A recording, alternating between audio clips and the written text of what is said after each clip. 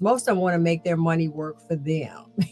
So they want to put it in different things that will generate money. That credit card debt, if you just pay the minimum, this is something I, work with my clients on as well. A lot of them don't understand compound interest. And if you don't understand it, you're going to pay it.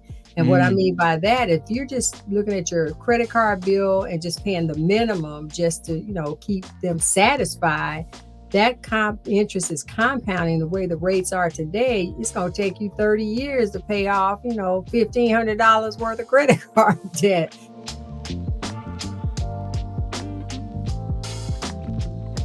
Welcome to the Be Better broadcast. Today we are speaking with Dr. Wendy Labat, who is the best-selling author of the Financial Cures book series, the producer and host of the award-winning streaming production of Financial Cures, and an entrepreneur, a business strategist, and an international speaker. She's got a lot going on, and she's coming out with a lot of new exciting things this year.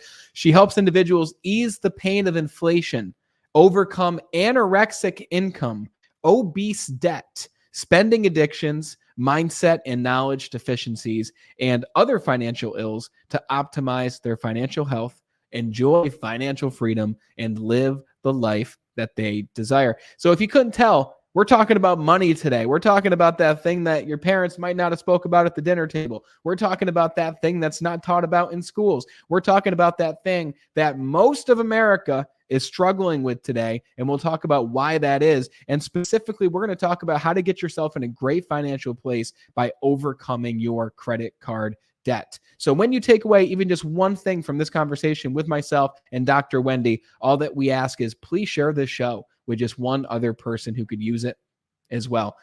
Without further ado, Dr. Wendy, it's great to have you on the show. After a year of being in communication, we've made this happen. So thanks for being here. Yes, and thank you for having me. I've been excited and looking forward to being here.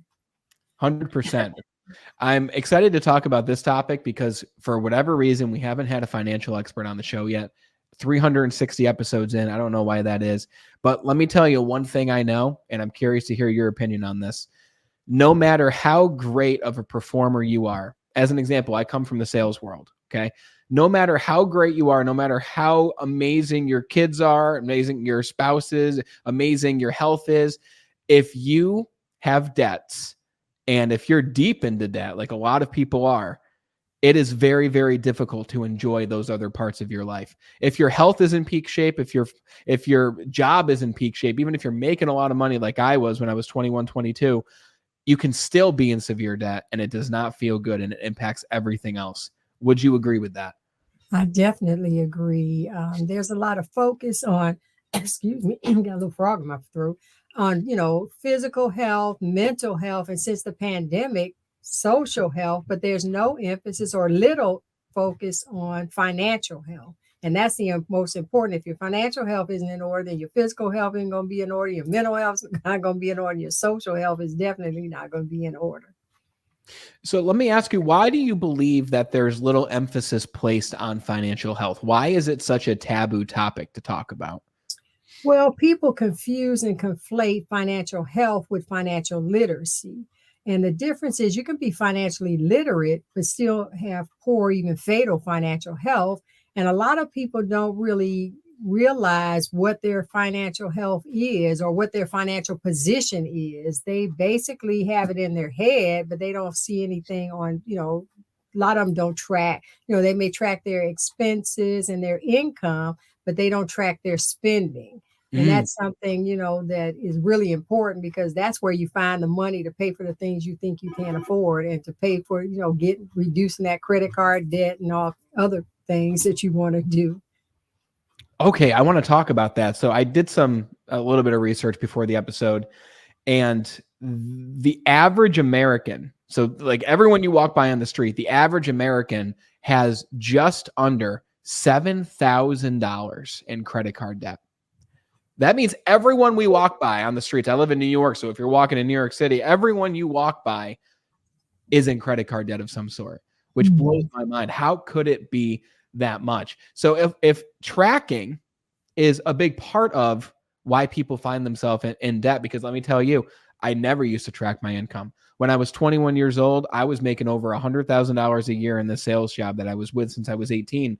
But I was over $20,000 in credit card debt. And something my dad taught me was it's not about how much you make, it's about how much you keep, right? Mhm. And my dad always, pushed into me, save your money, save your money, save your money, right?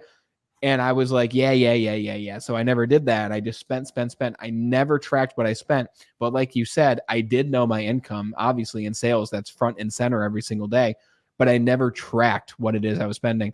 So how is it that you recommend people track what it is that they're spending? What does that system look like?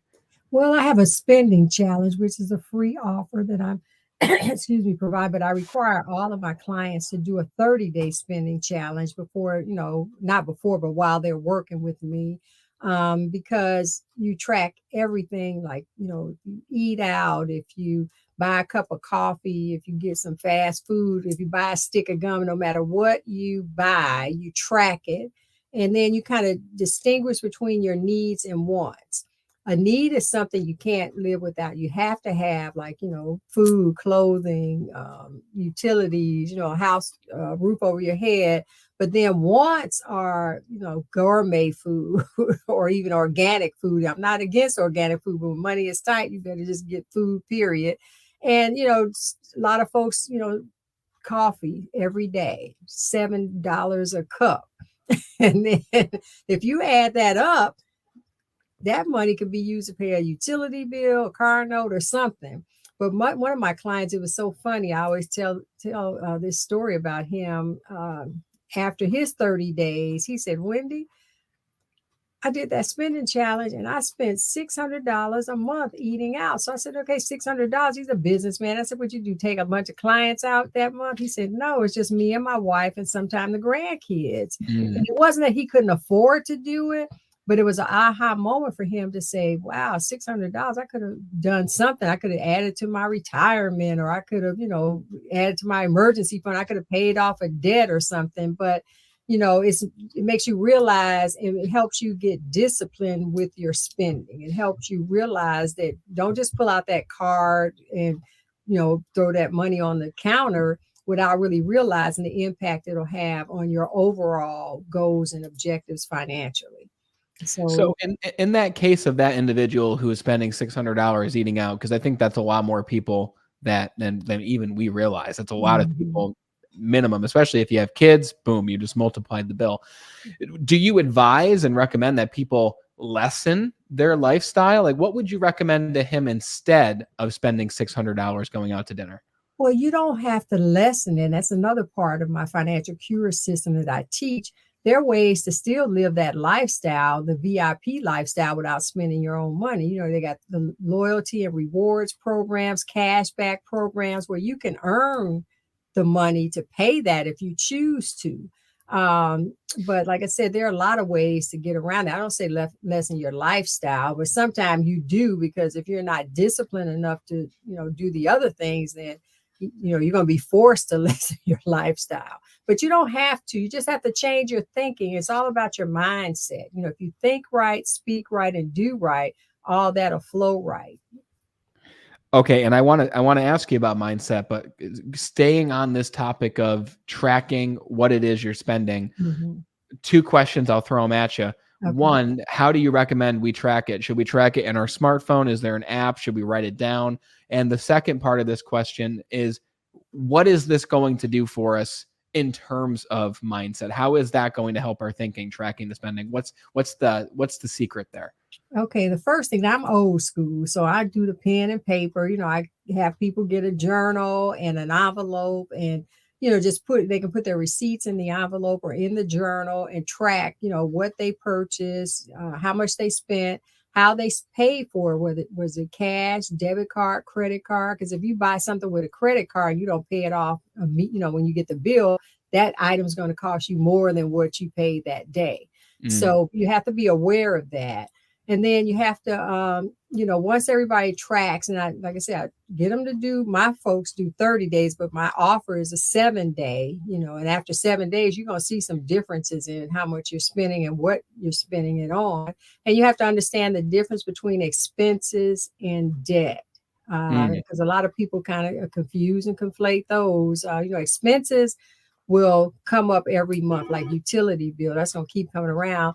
Debt is for a set amount of time. And once that's paid, that's it. You take those monies and do something else with it. Mm. So, and then there are apps, there's some good apps out there. Again, you still have to be disciplined to enter the information. You have to track everything, especially during this period, because a lot of people think, oh, I can think it, remember it in my head, but that's not it. You got to see it, whether it's on an app or in your journal. But there's some good apps, Rocket Money, Nerd Wallet. Those are pretty good apps. And if you, put in the detail, but like I said, I like to pen and paper. I'm old school, because when you write it down and you see it, it's like, dang, but if you just enter some numbers in an app, you don't really pay attention until, the end or something. But when you write it down, you're like, God, I spent $20 on this, So that's, that's how you do it. And the results of it is, multi results. First, you get a realistic look at where your money is actually going. And I don't mean, like I said, you're tracking your income, you track your expenses, but that spending is a whole different pot of money. Even though it's all part of your revenue source, you have to be able to understand where it needs to be directed, because money that you're spending unnecessarily can be redirected to where it needs to go.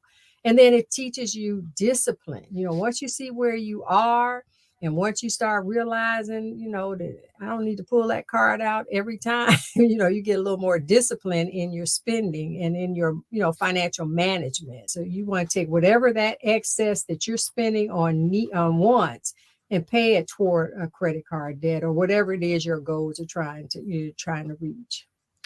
And doing that, okay, it's easy to say, take what the money from your wants and put it into what you need to be doing. We all know what we need to be doing. So that requires a specific mindset. How do we acquire the necessary mindset in order to take from what it is we want and put into what we need? And I'm assuming this spending challenge is a great way to transition into that mindset. Do you notice that people's mindsets change over those 7 or 30 days? It definitely does. Like the client I was telling you about, like I said, it was an aha moment for him, because, like I said, he had money. It wasn't like he was struggling or anything, but then to see that he was spending $600, that month eating out. But I have even a better example. One of my colleagues, I was on her show, and I talked about the spending challenge, and she called me back, about a couple months later saying, Wendy, I took that spending challenge, and my husband and I spent $3,000 eating out. Now, $3,000, I was like, girl, $3,000, you pay a house note, car note, you do a whole lot with that. But it's just that they weren't aware of it, because money wasn't really an issue for them. But, it's not whether money is an issue for you, it's that you want to be more proactive with managing your money. It's not just for people that are struggling, it's for people that got money, because you want to make your money work for you and not waste it, on eating out. And I'm not saying don't eat out. I'm just saying there are other ways you can pay for that. So, the mindset is key, no matter what you're trying to do, whether it's getting your finances in order, losing weight, or, beating an addiction. You have to think right. And it's you have to take baby steps. You can't just jump out, like people first of the year, they do all these resolutions, and by the third week that's gone. But you have to make a conscious effort, and you have to keep that forefront, daily. And every time you pull out that card or that cash or whatever, you have to think, is this a need or a want? Should I do this? And I say discipline. My definition of discipline is choosing what you want more over what you want now. So if you pull something out, is this something I want now, or is it something I want more? And if it's something you want now, think twice about getting it or spending the money on it. I think it's so important too, when it comes to that idea of discipline, to have a future in mind, a compelling future in mind. Because if you don't have a future in mind, let's say you're in debt right now, if you don't have something in mind of what you want your life to look like without debt, if you don't know what that looks like, what it feels like, then it's hard to put that in your mind when you're about to make that impulsive purchase. And I am an impulsive individual. In the past, I've bought guitars on a whim. I'll buy the nice suits, and then I'll figure out how to pay for those things later. And that's been like a pattern throughout my life. And I'm more aware of it now. I still do it, and I'm in a much better place financially now than the past. But what do you say to the people who are impulsive spenders in the moment? Is there something that you recommend they say to themselves or do in order to make better decisions? And yeah, I was one of those impulsive spenders too, and it was like I said, wasn't that I didn't have the money, but I had a routine to go to Target, like probably 3 or 4 times a week and check the Target. clearance racks. And if there was something that, was clearance that is like, God, this is a deal, I can't leave it here. And it wasn't that I needed it. It's just that I knew somebody I knew would need it and I would have it if they needed it. But anyway, I had to pray, because I got to a point where it was, like I said, like an addiction. And I'm like, Lord, help me crack this addiction because I just need to do other things instead of spending my time and my money shopping for things I really don't need. But I just say, for one, if you can't, put Post-its on, put it on your phone, an alert or alarm saying, look, no spending today, or if your habit is buying breakfast at McDonald's, no breakfast at McDonald's, buy the groceries that you can get the same thing at the grocery store, fix it up for the week if you need to, put it in the refrigerator and pull it out, so it's not going to cost you $5 or $6 per morning, or for whatever it is you're trying to get. But it's not easy. It takes discipline, and then like I said, especially if you have the resources, but if you don't have the resources, sometimes you're forced to not do it. And so, unfortunately, some people decide that they'll give up the important things to get this thing they want right now. But I would say just constantly, if you're a praying person, pray, Lord, help me. If you're not a praying person, just, do whatever you think will motivate you to be more, disciplined in making those choices. Yeah, it all comes down to strategy and mindset, right? And the mindset generally follows the strategy. If you start tracking what you're spending, it brings to awareness what it is you're spending. It brings to awareness the problem that is. Just like you saying, set the alarm on your phone to say no spending today. That brings to your awareness what's going on. Right? Like when I read The Secret the first time, I don't know if you're familiar with The Secret. Yeah, I am. Back when I was 21, I had these mindset problems and I had these financial problems. And I put a reminder on my phone that said, remember to remember. Right? And what that means is remember, ask yourself, how am I feeling in this moment? If I'm not feeling great, what am I thinking about? So it helps me to bring awareness to my thoughts and my overall state of being. And why wouldn't we do that for our finances? Why wouldn't we do the same thing? Before I ask you specifically some practical steps to remove ourselves from credit card debt that we might have accrued, I want to ask you this. The most successful people, the most financially healthy people that you work with and have seen, what do they do different with their money? How do they view their money differently than someone who is $7,000 in credit card debt or 20 or 30,000 in debt? What are they doing or thinking differently from your observations? I would say they're looking at their long-term goals. They're trying, what they want to achieve in the long term. And then they just, realize that their money can be used. Most of them, I'll put it like this, most of them want to make their money work for them. So they want to put it in different things that will generate money, or they want to, use tools that will help them earn money on whatever it is that they're spending. Like I said, and I will talk about this, in a few minutes, but basically they just are more disciplined and, conscious of what they're doing with their money. And it's because they're looking more long range. They're not looking at an immediate satisfaction. They're looking at, okay, I got this goal. What can I do, or how would this impact my goal? And they're making that their priority when it comes to their thinking. Excellent. So they're looking at things long term and they have a focus on allowing money to make more money for them and to work for them. Okay. So let's talk to the person who's listening. Let's talk to 21-year-old Brandon, who was making $100,000 a year, but he was $25,000 in debt. And obviously I know the process I followed to remove myself from that, but I'm curious to see what's the strategy that you recommend to people who say, Dr. Wendy, this sounds amazing, but I'm 20 grand in debt. Like, I feel like I need to file bankruptcy, or like, what are you recommending to people to remove themselves from a debt situation? Well, first, for a 21-year-old, it's like, okay, you're allowed, because at 21, you got to learn. And sometimes learning, you got to learn the hard way. So, if you're making a lot of money, you're $20,000 in debt, look at where you are with your finances. Can you take $20,000 of your earnings and pay off that debt? Because when you start looking at the cost of that credit card debt, if you just pay the minimum, this is something I, work with my clients on as well. A lot of them don't understand compound interest. And if you don't understand it, you're going to pay it. And what I mean by that, if you're just looking at your credit card bill and just paying the minimum just to, keep them satisfied, that interest is compounding the way the rates are today. It's going to take you 30 years to pay off, $1,500 worth of credit card debt at just the minimum. But if you look at saying, okay, I've got $20,000 in credit card debt, I want to pay this off in the next 6 months. Then you divide that 6 into the 20, and then whatever that number is, you take everything that you can and pay it toward that each month until at the end of that 6 months, then it'll be paid off in full. But you got to make sure you don't use the card while you're doing this. You want to pay it down. And another thing, you have to think of credit cards like debit cards, because a debit card, you can't use it if you don't have the money in the bank to back it. With a credit card, even though you have that limit to cover it, think, okay, if I charge this $600, can I pay this off when the bill comes in 30 days?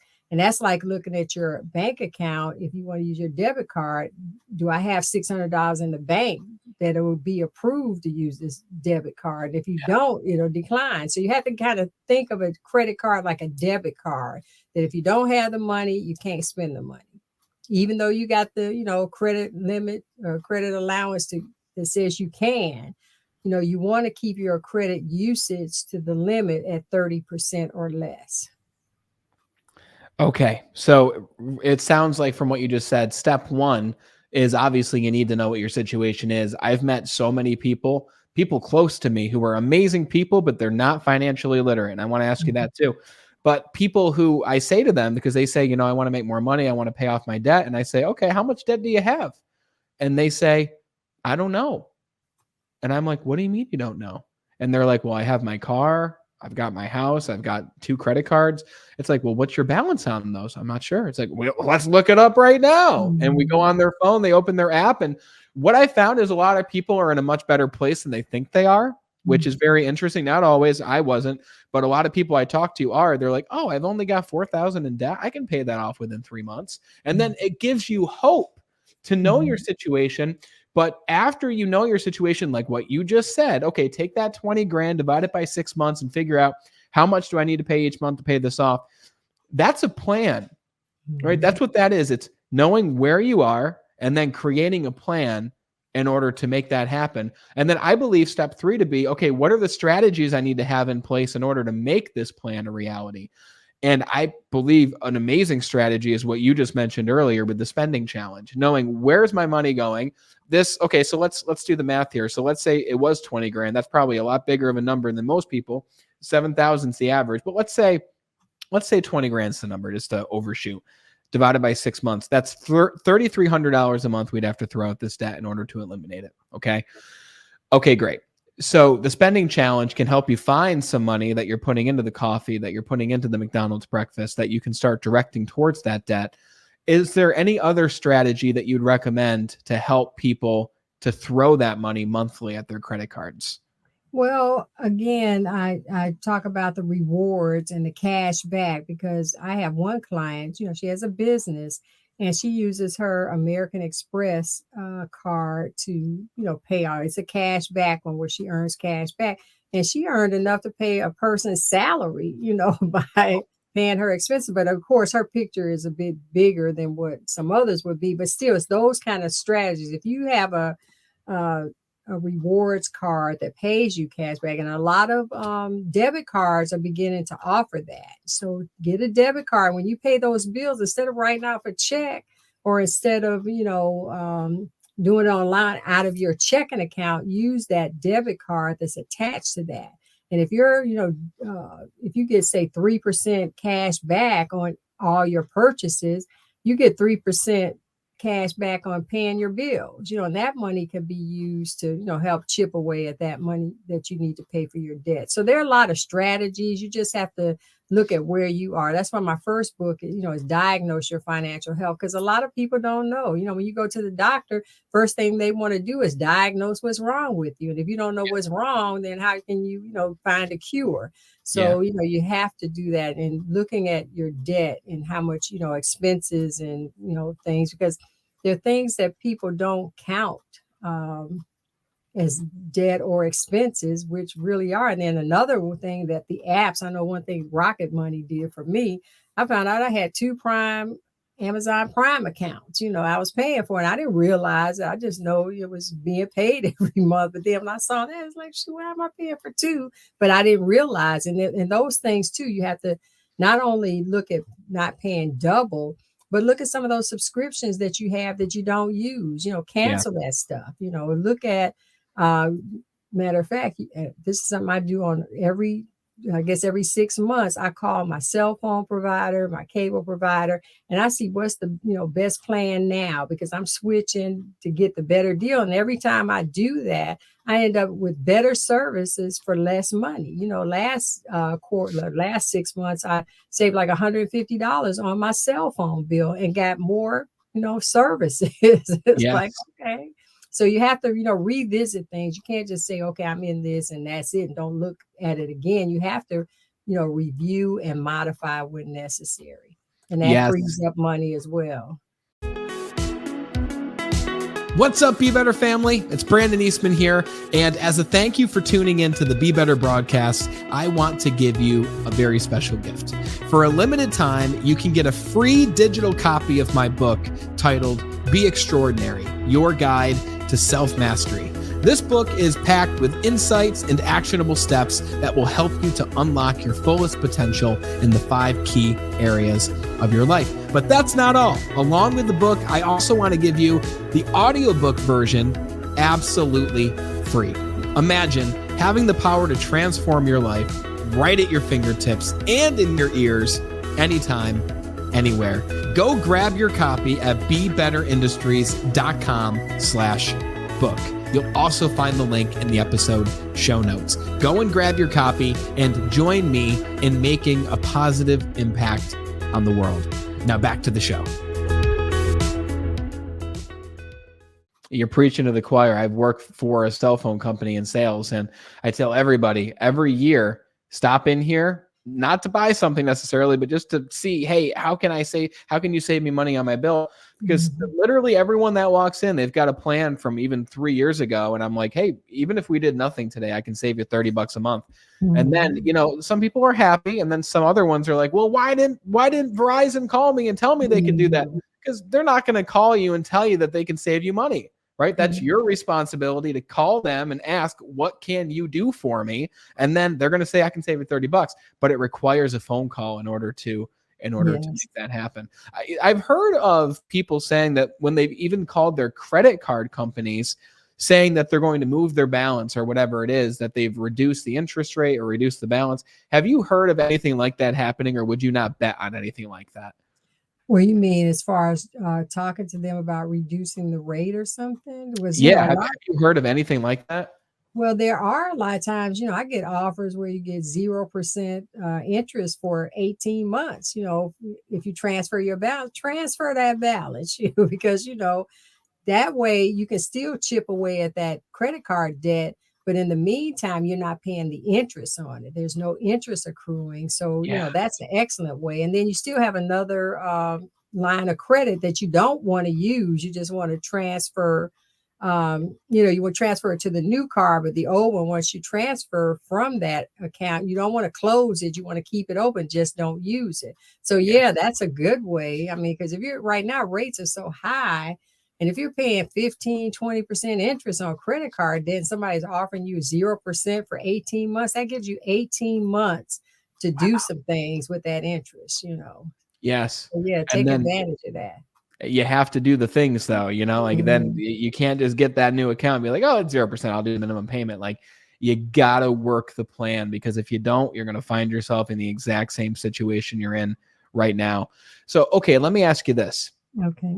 And then the first thing I'll say to kind of wrap up this credit card section is, once that credit card debt is gone, guys, and it will be, when you create the plan, you diagnose where you are right now. If you don't know how to diagnose and what that looks like, go grab Dr. Wendy's book. She's got 2 books in the series right now. The first is on diagnosis. The first is on, correct me if I'm wrong, it's about, you tell me, what's the name of your second book, Dr. Wendy? Okay, second book is Optimize Your Financial Health. And those Okay. are strategies to be able to, once you see where you are, it helps you get to where you want to go. It helps you with different tools and resources to get to that next level, to optimize your financial health.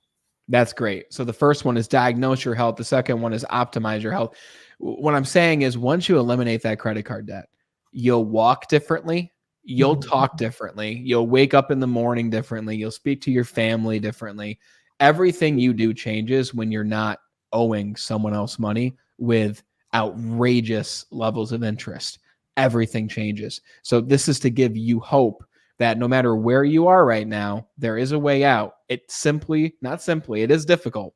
No 2 ways about it. But there's hundreds of books, courses. You've got Dr. Wendy's right here that will help you to make it happen. You got to work the plan. If you don't work the plan, it won't create discipline. If you don't have the discipline, you're going to continue spending the way that you've always spent. Right? So if you do what you've been doing, that's the definition of insanity. Without seeing a new result, you got to change up what you're doing. Okay, great. So let me ask you this. When it comes to, we talked about financial health and financial literacy and how they're 2 different things. What do we need to know about money that people don't know? What are the things that we need to know and or learn? Well, for one, it's like they say, you don't want to work for money. You want your money to work for you. And, we've been taught, get a good job, get an education, make a lot of money, but you're losing out on family time because you're spending more time at the office. And, we weren't taught about earning passive income. And you want to get not only passive income, excuse me, you want to have multiple streams of income. And a lot of people, especially during the pandemic, they realized that, that paycheck, even though no matter if it's 6 figures, 7 figures, well, more so 6 figures, if you lose that, what are you going to count on? If you've got retirement, yeah, but you're pulling from another resource that you have already set aside for a specific time in your life. So you have to really have multiple streams of income, and you have to make your money work for you. And, it can take time to create those multiple streams of income.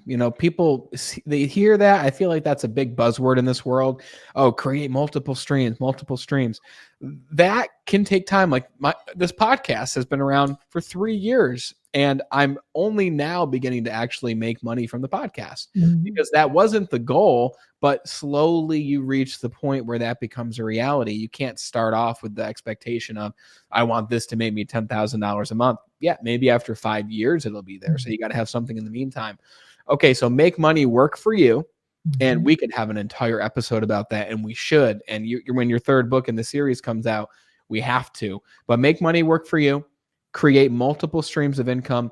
Let me ask you, to the average person, and no one listening to this is average, right? You're not the average person wouldn't listen to this podcast, but to the person who is listening, what are the biggest additional streams of income and the most common maybe that anyone can do and that you've seen working with your own clients? What are some actual streams of income? Well, there are a number of them. I've got clients, I have a tax preparation business, and I've got a lot of women that have, regular full-time jobs, but they may do hair on the side, and they don't think of that as a stream of income. But, I encourage them not only just do it on the side, but to make it a formal business, that you can actually, deduct those expenses and things. And then there's some people that like to cook. Have a fish fry, every month or whatever, and, sell whatever it is that you're good at doing. If you can bake cakes and cookies, that's a good way, and that can lead into, because that's really probably their passion, but they're not doing it as a, because they have a full-time job. I'm not saying quit your job. I'm just saying kind of ease that or integrate that into a stream of income. There are a number of things just depending on what you do. My kids, when they were, in middle school, they're artists. They like to draw.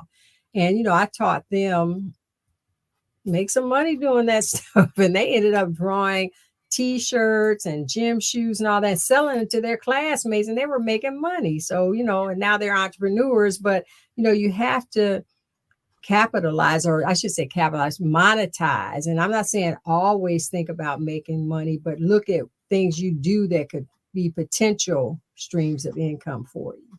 And it's not a dirty thing, it's not a dirty thing. It's nothing wrong with making money, but you just have to not make money be your first priority. You do what you do because you enjoy it. And eventually that's probably what you're going to end up doing, making the most money, because it's your passion. It's what you're supposed to be doing. Oh, yeah. Yep. There's a lot of people too. I just did the search. 39% of working Americans report that they have a side hustle. And that amounts to as many as 80 million people. But like you said, I know so many people who have a side hustle. They do hair, they're tattoo artists. They bake things. Again, like what you said, they sell what they're good at, but they aren't a registered business. And because of that, they're not able to take advantage of the deductions and the tax breaks and all that come along with it. So what would you say to the person? What are some of the advantages of turning it into an actual business? Is that easy to do? Is it worth it for those people? Well, it's easy to do, but even as not being as a DBA or doing business as, they can still deduct those expenses. But a lot of times they're not keeping track. They're not looking at that money as income. They're not looking at the expenditures as expenses. So they just say, okay, this is money. I'll go do this and do that. And they're not, including that in their income strategy. But the thing is, it's easy to do, just go to the Secretary of State, register your name, form an LLC. Now the government just passed a law, the Corporate Transparency Act, that if you do have an LLC, you have to file the papers with fincen.gov if it was formed before January 1st of 2024, you got till December 31st of 2024 to actually file these papers, or else you will be fined $500 a day up to $10,000. But it's a simple process. But make sure if your LLC or whatever, go on fincen.gov, fill out that form, submit it, you're done.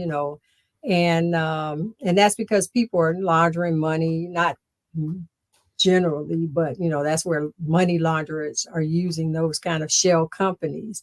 But yeah, do that, because it's not a hard process. But even if you don't want to take it to that level, keep track of your income. Have a separate bank account for that business. Call it something, but you do want to register your name, because if you don't and you're calling it something and somebody else has registered that name, then they can sue you for using their name. So, be as formal. And a lot of people are afraid of it, and they think, it's a hard process, but you get, again, the mindset.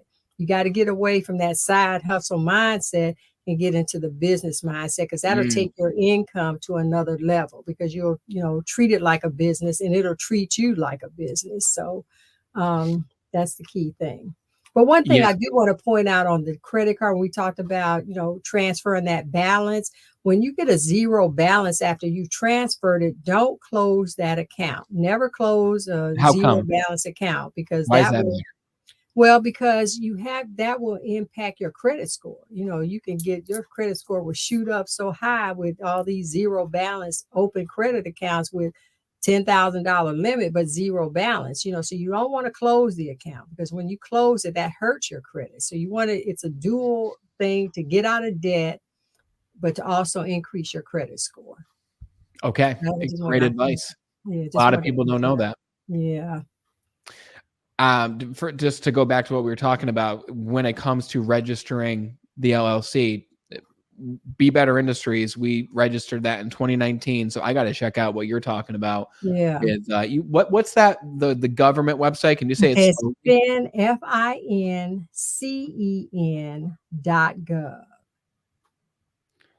So fincen.gov. And then you want to register your business under that. I can't think of, it's a form you file, but you can do it right online. And it doesn't take long. It takes 5 minutes or so, but you have to have your EIN. You have to have, your photo ID, whether it's a passport, driver's license. You have to have, the name of the company and, the address and things like that. It's a simple form.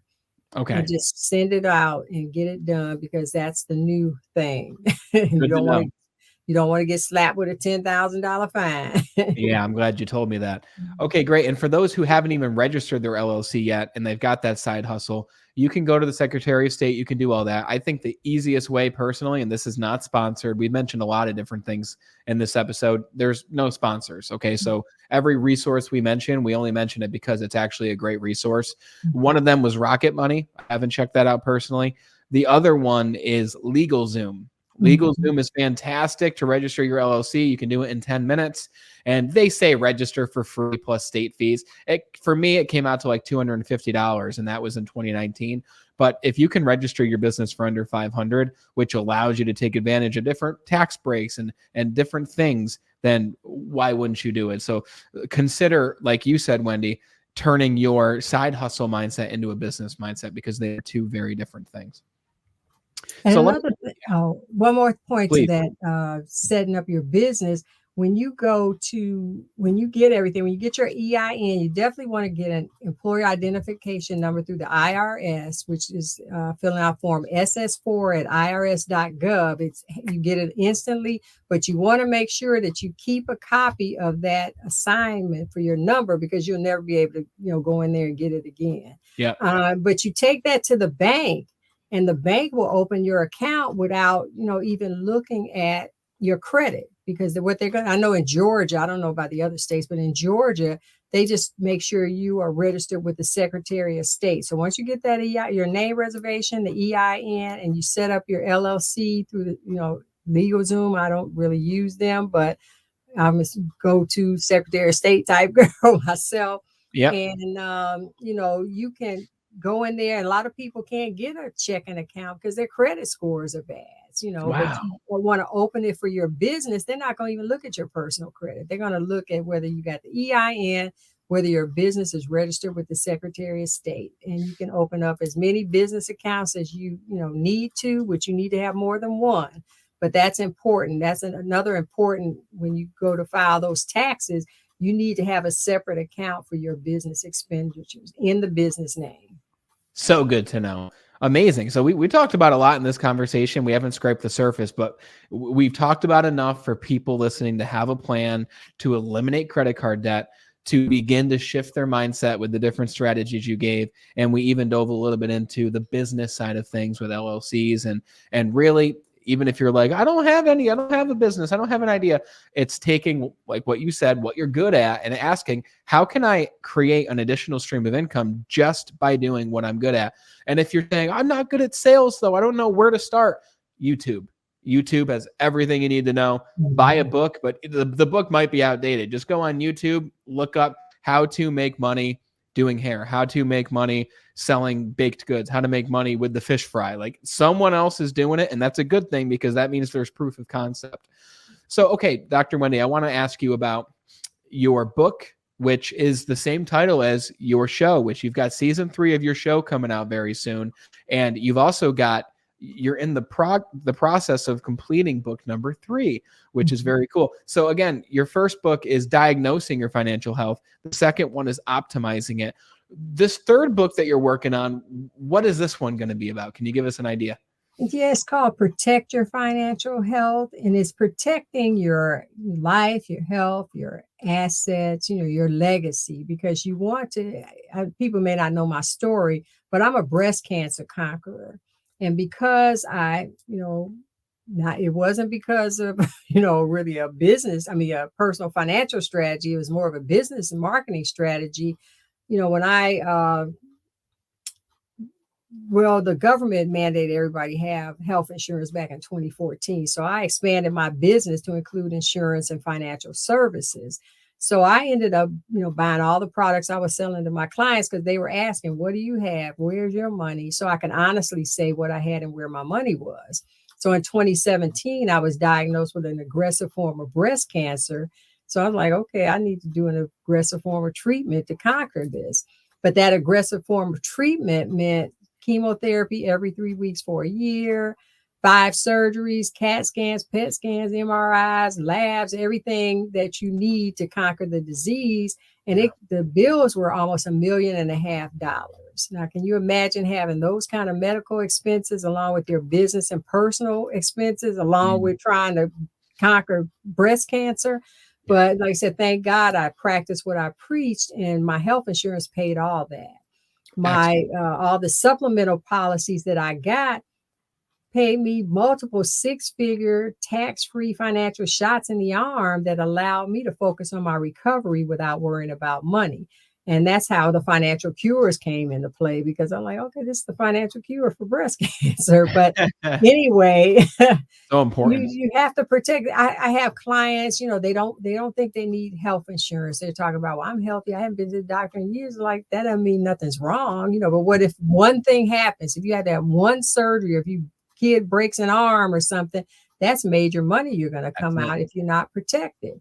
What if you die? Are you going to be an asset to your, family, or are you going to be a liability? And most of the time people are liabilities because they have medical bills, they have debt, and they don't have the money to even pay for a funeral. So that's, we're talking about protecting. And then there's ways that you can not only use that protection to, prevent financial ruin, but it's another way that you can use that money, like that life insurance. They've got what they call living benefits that allows you to, draw up to 90% of your death benefit in the case of, heart attack, stroke, or cancer.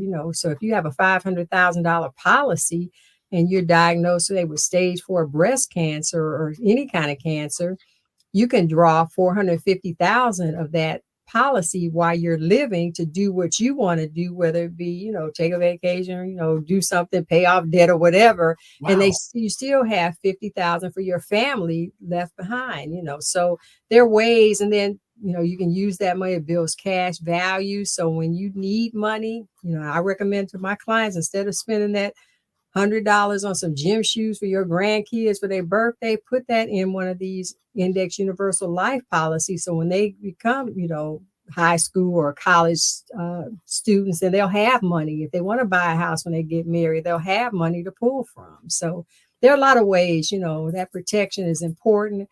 And it's not just, for in case you die, because you want to be able to reap some of the benefits while you live yourself. Yeah. I didn't know about that living benefits. Yeah, a lot of people benefit. don't. Mm-hmm. Yeah, a lot of people though that we're afraid. We're so afraid of insurance. We're so afraid of the person coming in saying, "I want to sell you a whole life policy," or so many different things. Because I'm sure there are some things out there that aren't for your best interest, but so many are, and someone's got to sell it. And we're afraid of salespeople, and it's like you can't be afraid of salespeople because you need these things. Like, I know people very, very close to me who are in a high risk job who don't have health insurance, and they're like, I can't afford it. And it's like, well, you can't afford what would happen if you didn't have it. So this is so important. It's a book everyone needs. And you mentioned that the tentative day, we don't know for sure, but Q4 maybe of this year that could be coming out. Okay. Yeah. Got to have it Q4 because, too many people, and you have to, knowledge is power, especially when it comes to protection like this. You have to understand how it all works to see what's best for you, because it's not a cookie cutter thing where one policy fits everybody. You have to see what your strategy is and what your needs are to get the right coverage for your situation. Yes, absolutely. You can see behind Dr. Wendy, she's already got her first 2 books there. You don't have to wait for the third one. By the time that you get to the third one, you've got her first 2, Diagnosing your financial health and Optimizing your financial health. So there's links in the description to grab a copy of those books. And I want to ask you, because I'm really intrigued by that spending challenge, where's the best place to go for people to find out more of how they can join that challenge? They can go to my website, because when you log on or go to the website, it has the spending challenge. And that's thefinancialcures.com. That's thefinancialcures.com. And when you open up that page, it has the spending challenge. You can sign up. It's free, doesn't cost you anything. And it says 7-day, but I recommend the longer you do it, the clearer the picture will be. And the more, 100%. yeah. If you could stick to it for 30 days, I can guarantee that your financial situation will change and your Mhm. mindset will change. You got to stick with the plan like we've been talking about. Dr. Wendy, this has been fantastic. I'm so glad we made this happen. We talked for, almost an hour here, and there's practical things that we can do in order to make our financial situation better, and even to know what our financial situation is, because so many people don't know. And I'm really excited to bring you back on to talk about how to protect your financial health. So we've got plenty that we'll do in the future, but thank you so much for making this happen today. It's great to finally meet you. I know. And thank you very much. This has been awesome. Well, thank you. I really appreciate it. And I hope your audience got some nuggets wisdom nuggets out of this. But I really enjoyed it too. And it's a pleasure meeting you and seeing you face to face here, virtually Absolutely. face to face. Exactly. Thank you very much, Dr. Wendy. All right. This has been an amazing conversation where if you diagnose where you are financially right now, and then you put a plan into place with a compelling future of what you want your life to like long term, you can begin to change your mindset, you can begin to change your habits, and you can begin to create a financial future that you are proud of, a financial future that allows you to feel good when you wake up in the morning, that allows you to feel good when you're having conversations with people without having to constantly be thinking about money. I heard a quote a long time ago. Can you imagine how you'd feel if you had to think about whether you were going to get more air, right? The air that's all around us. You don't think about breathing. You don't think about having enough air around you. Well, what would your life feel like if you didn't have to think about how much money you had? What would your life look like if you didn't have to think about the debt that you're in? And when I found myself in a better financial situation, my entire life changed.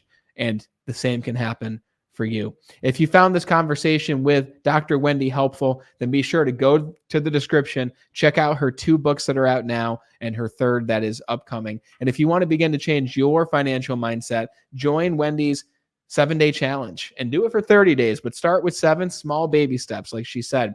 And you can find that at thefinancialcures.com. Link is in the description. And please share this show with one other person who could use it as well, who wants to overcome their credit card debt and live a better life. Thank you so much for watching and listening. And until we talk again next time, continue to be better.